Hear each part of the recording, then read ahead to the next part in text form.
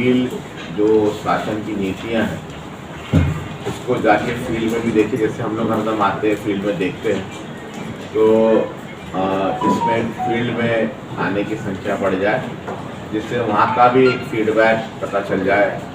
जो हम लोग इन स्टेक होल्डर्स के लिए काम करते हैं, इसके बाद एक्चुअली मेरे को 11 बजे से ही स्टार्ट करना था, लेकिन पहले फिर आप लोग को ले लिए। तो आज मैं दोनों ही विभागों की समीक्षा करूँगा, आबकारी की और इसके बाद में गन्ना चीनी उद्योग एवं गन्ना विकास विभाग की। तो इन दोनों विभागों की, पहले आबकारी और फिर चीनी उद्योग गन्ना विकास विभाग की बारे में मैं जितनी भी यहाँ की मुझे भौतिक वित्तीय समीक्षा करनी है प्रगति की, वो मैं समीक्षा करूँगा। पिछले साल हमने क्या प्लान किया था और क्या कर पाए थे वो देख लेंगे, और उसके बाद में इस साल की हमारी जो कार्य योजना है इसमें विशेष करके 100 दिवस, 200 दिवस, 100 दिवस, 180 दिवस और 1 साल और फिर 2 साल और फिर 5 साल, इन सब के बारे में हम लोग उसकी भी एक समीक्षा कर लेंगे। जिससे शासन की जो मंशा है अपनी नीतियों के संबंध में, उसका अक्षरशः और उसकी मंशानुसार पालन हो, उसके उद्देश्य का उसकी अक्षरशः और मंशानुसार पालन हो। क्योंकि हर नीति और हर कार्यक्रम का एक उद्देश्य होता है, एक उसकी मंशा होती है और उसका एक लाभार्थी समूह होता है। तो उस लाभार्थी समूह को पूरी जानकारी मिलनी चाहिए। नंबर 1, उन लाभार्थी समूह को पूर्ण रूप से उसका लाभ मिलना चाहिए। जो छोटे मोटे कार्यक्रम है उसमें हमारे जो विकास के हैं गन्ना विकास विभाग में, वो सीधे चले जाते हैं किसान के हक में, किसान के हित में। वो डायरेक्ट आजकल डीबीटी के माध्यम से हो जाता है, तो इलेक्ट्रॉनिकली डिजिटली होना चाहिए। जो लोग गन्ने के ज़िले में यहाँ से है वो देख रहे होंगे कि पिछले 5 साल में हम लोगों ने गन्ने में काफ़ी आमूल परिवर्तन किया। आप लोगों ने देखा होगा स्मार्ट गन्ना किसान प्रोजेक्ट आया। आप लोग जो गन्ने के बीट को कवर कर रहे हैं या नहीं भी कर रहे हैं, अगर गन्ने के ज़िले से आपकी पैदाइश है और आप ग्रामीण अंचल से हैं जहाँ गन्ना बोया जाता है 45 ज़िलों में, तो आपको पता है कि कैसे पर्ची की मारामारी होती थी आज से 5 साल पहले। ये समस्या 17-18 तक थी, जो पहला वर्ष था इस सरकार का, और 17-18 में ही हम लोगों ने इसको टेक ओवर करने का निर्णय लिया था। तो 16-17 और कुछ हद तक 17-18 तक था, लेकिन उसके बाद 18-19 पेराई सत्र से पिछले 4 साल से ये पूरी पर्ची की व्यवस्था, ये पर्ची की मारामारी, ये पर्ची का दौड़ भाग, किसान को उसका उत्पीड़न, वो किसी के दरवाजे जा रहा तो उसके ऊपर भीख में पर्ची मिल रही, ये सब समस्या खत्म हो गई है। पूरा विभाग 100% डिजिटाइज हो गया है। अभी 30 अप्रैल से, आज से एग्जैक्टली 8 दिन बाद से हमारा सर्वे स्टार्ट हो जाएगा, गन्ने का सर्वे। और ये सर्वे पूरा डिजिटल हो गया है। एक हैंडहेल्ड कंप्यूटर डिवाइस होता है जो लगभग 6 इंच बाय 4 इंच चौड़ा होता है, एक इस सेलफोन से थोड़ा दुगना साइज का, और उस इंस्ट्रूमेंट के माध्यम से वो इंस्ट्रूमेंट पकड़ के, जैसा ये खेत है तो वो चारों तरफ हम एक पॉइंट से शुरू करते और चारों तरफ एक चक्कर काटते, और जैसे ही वापस उसी पॉइंट पे आते हैं वो सर्वे कंप्लीट हो जाता है। सर्वे कंप्लीट होके वहीं पे किसान से पूछते हैं पेड़ी है, पौधा है, कौन सी वैरायटी है, वो पंचिंग कर देते हैं और उसके बाद सीधा डेटा हमारे सर्वर पे आ जाता वहाँ से। तो वो पहले मैनुअल है, उसमें छिड़कानी है, उसमें अदली बदली है, ये सब तमाशे अब समाप्त हो गए और वो सर्वर में आ जाता है। उसके बाद अगर किसान का कोई चीज़ छूट गया, पड़ गया, कट गया, तो वो उसी स्मार्ट गन्ना किसान में, उसको उसी में स्मार्ट गन्ना किसान में आ जाता है, उसका सर्वे हो गया है। और उस पर अगर उसको कोई शक शकवा है तो वो फिर से अपनी शिकायत कर सकता है उसी सॉफ्टवेयर के माध्यम से, या हमारे टोल फ्री है लखनऊ में जो 363 दिन चलता, 2 दिन नहीं चलता, होली का खेलने वाला दिन और दिवाली के लक्ष्मी पूजन का दिन, बाकी 363 दिन चलता है। वो वहाँ फ़ोन करके अपना किया, उसके बाद जो उसका प्री कैलेंडर पूरा सट्टा का उसका पोजीशनिंग वो सब उसमें आ जाता है, और कब कब उसकी पर्ची वगैरह आनी है वो भी आ जाता है, और उसके हिसाब से उसको SMS पर्ची आ जाती है। तो पहले जो बड़े लोग छीन लेते थे या इस प्रकार करते थे, वो सब अब प्रक्रिया जो है वो समाप्त हो गई है। अब वो सब छीना झपटी पर्चियों का वो अब ये संभावना ही खत्म हो गई।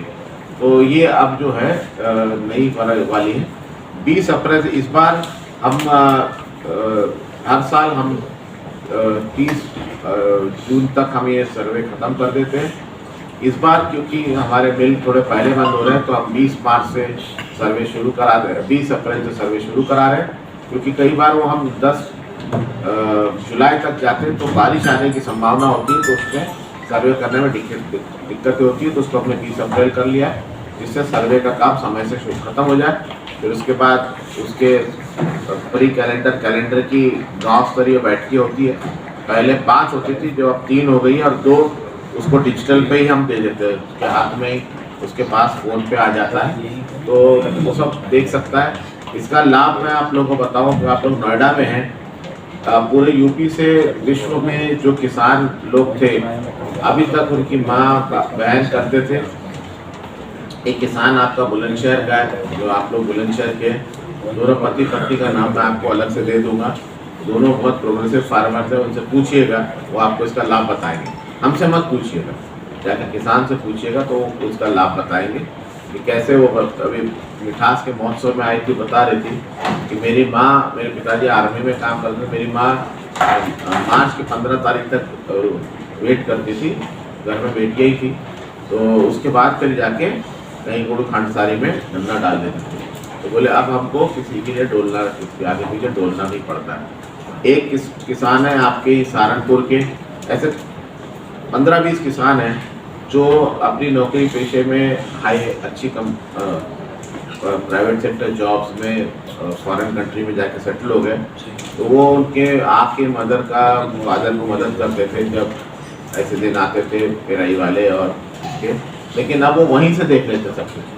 तो उन्होंने मुझसे कहा, तो मैंने कहा आप वहाँ से, तो बोले नहीं, आप डाउनलोडेड या सहारनपुर का किसान है, उसकी माता जी देखती है। तो उसने कहा अब तो बहुत आसान हो गया है।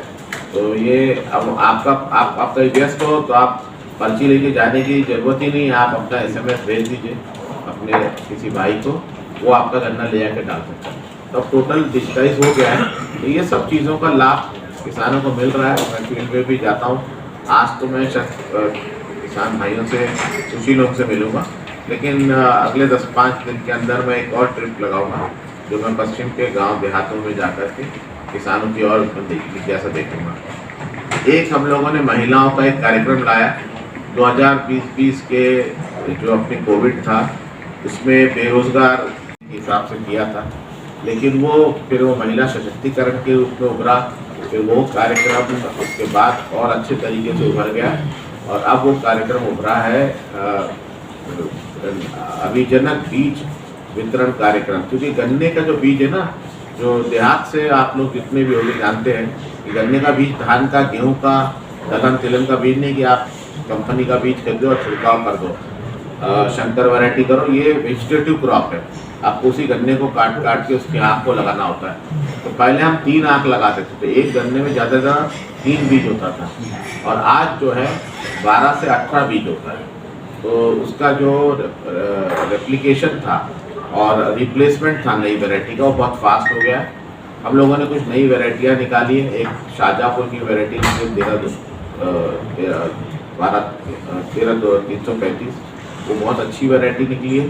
और इन सब के बीज का वितरण का कार्यक्रम अभी मिठास महोत्सव से शुरू हुआ है, और मैं चाहूँगा कि आप लोग भी पश्चिम के, क्योंकि पश्चिम हमारा गन्ने का क्षेत्र है, मेरठ, सहारनपुर, मुरादाबाद, बरेली, लखनऊ, उत्तरी लखनऊ, ये पूरा हमारा जो है ना हेवी गन्ने का है। तो उधर अयोध्या, देवी पाटन, बस्ती, गोरखपुर, देवरिया ये है। तो इसकी आज हमारे सब गन्ने के अधिकारी भी आए। अभी इसके बाद हम आबकारी के अधिकारियों का, उसके बाद गन्ने के अधिकारियों की बैठक करेंगे और उनसे भी समझेंगे कि और भी क्या किया जाए।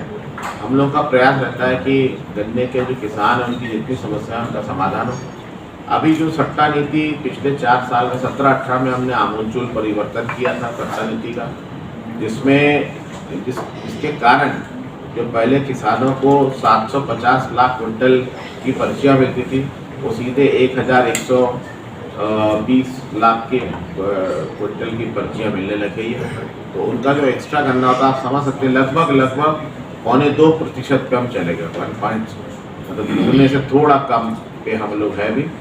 तो ये पेराई बड़ा है और इसी के कारण जो यूपी भारतवर्ष में नंबर 5 पे होता था, महाराष्ट्र नंबर 1, 2, 3, 4 पे आंध्रा, पुराना आंध्रा मतलब अब जो 2 हिस्सों में बढ़ गया, पुराना आंध्रा, तमिलनाडु और कर्नाटका होता था और 5वें पे हम होते थे।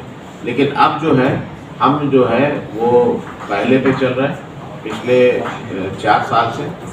इस साल थोड़ा हम लोग को महाराष्ट्र टक्कर दे रहा है क्योंकि हमारा जो गन्ना है वो एक्सेसिव रेंज जो हुआ पिछले बारिश में, खास करके अक्टूबर के महीने में जो अत्यधिक बारिश हुई, पूरा वर्षा ऋतु समाप्त होने के बाद उसमें खेतों में जल भराव हुआ और फिर जो बहुत बारिश हुई तो जो बंदे टूटे पीलीभीत और लखीमपुर खीरी में, उससे जो पानी सड़कों में बहा खेतों में फिर बन गया, उसके कारण बलिया और ओला ये वाले पीलीभीत के क्षेत्र से लेकर इधर पूरा तराई हमारा बाराबंकी, बहराइच, उसके बाद में बलरामपुर, तुलसीपुर, सिद्धार्थनगर, गोरखपुर, बस्ती, महाराजगंज, कुशीनगर और देवरिया, यहाँ तक का हमारा गन्ना खराब हुआ। नहीं तो इस साल भी हम लोग का जो 10-15% का गन्ना खराब हुआ, तो उसके नहीं होता तो हमें हमारा शक्कर उत्पादन पिछले 4 साल के बराबर होता।